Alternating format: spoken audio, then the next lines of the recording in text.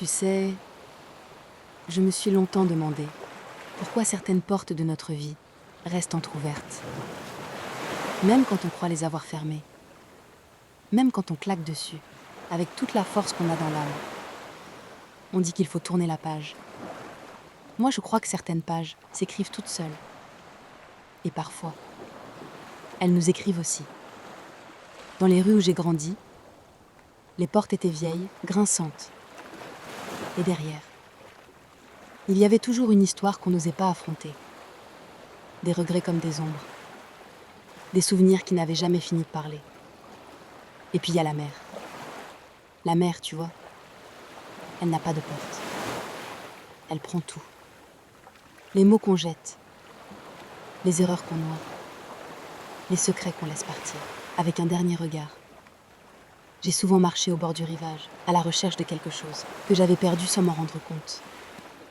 Un jour, j'ai compris un truc. On ne cherche pas ce qu'on a perdu. On cherche ce qu'on n'a jamais osé garder. Et cette vérité-là, elle t'arrache et elle te recolle dans le même souffle. Il y a des gens qu'on quitte, sans les quitter vraiment. Leurs mots restent sous la peau, comme des tatouages invisibles. Leur voix reste dans la tête, comme des refrains qu'on n'a jamais choisis. Voix plus lavilliers, grave, voyageuse. Et pourtant, on continue d'avancer. Avec un pas fatigué peut-être. Mais avec le cœur encore accroché à quelque chose de lointain.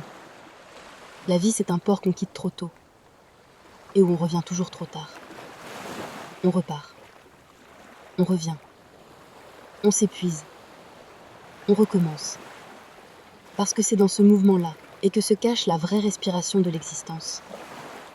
Et ces portes qu'on laisse entr'ouvertes, elles ne sont pas des erreurs. Elles sont des passages.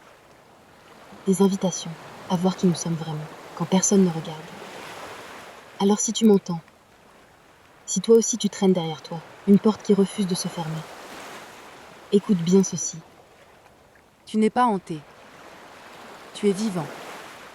Et les vivants reviennent toujours, là où leur histoire n'est pas encore finie.